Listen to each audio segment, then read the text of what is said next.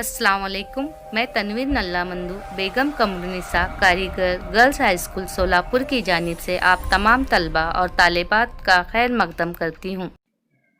बच्चों, पिछले सबक में हमने कुदरती वसाइल के बारे में मालूमात हासिल की थी।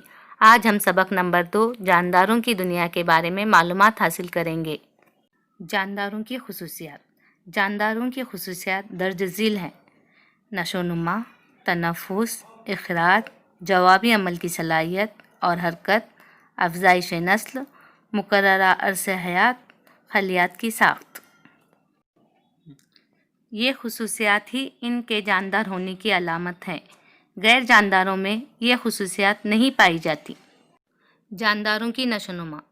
नशोनुमा के ज़माने में कद, वज़न, ताकत वगैरह में इजाफ़ा नज़र आता है। तमाम हैवानात के इस तरह नशोनुमा पाकर बालिग होने के लिए मखसूस अरसा दरकार होता है। तमाम नबातात में ख़ास तौर पर तने की मोटाई और ऊंचाई में इजाफ़ा होता है।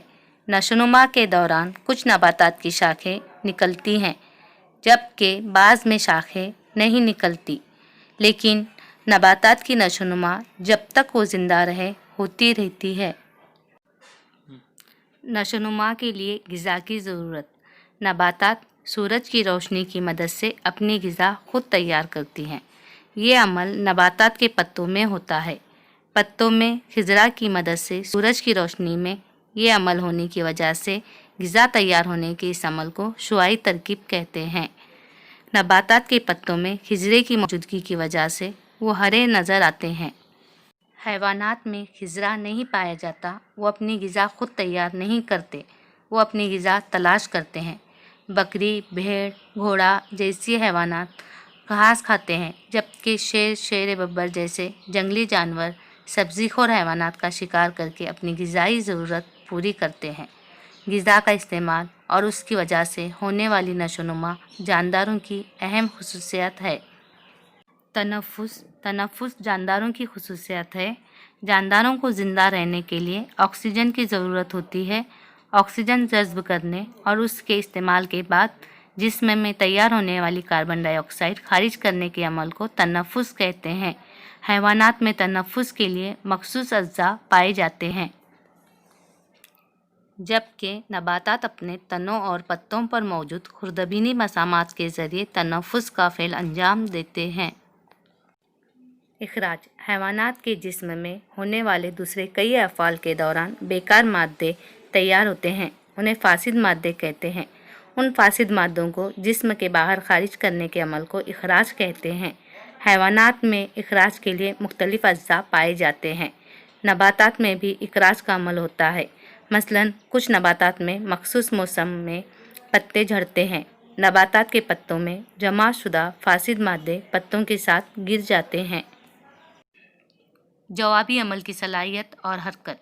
अतराफ़ में होने वाला मुहर्रिक और उसके जवाब में जानदारों में जो अमल होता है वो जवाबी अमल या रद्द अमल कहलाता है। मुहर्रिक के जवाब में होने वाले अमल को रद्द अमल की सलाहियत कहते हैं। आंगन में लगा हुआ छुई का पौधा जैसे ही हम हाथ लगाएं मुरझा जाता है। गमले में लगा हुआ पौधा खिड़की में रखे तो सूरज की रोशनी की जानिब झुकता है, यानी उसमें हरकत होती है। जानदारों में ये हरकत खुद ब खुद होती है। जानदारों में मुहर्रिक के जवाब में मुख्तलिफ अमल होते हैं। मसलन आप गाय भैंस के कोठे में अचानक दाखिल हों तो उनका खड़ा होना, इधर से उधर जाना, गाय का पुकारना, ये सब हरकतें हैं। अफजाइश नस्ल। जानदार अपने जैसे जानदारों को जन्म देते हैं। कुछ जानदार बच्चे देते हैं तो कुछ अंडे देते हैं। इन अंडों में से बच्चे निकलते हैं।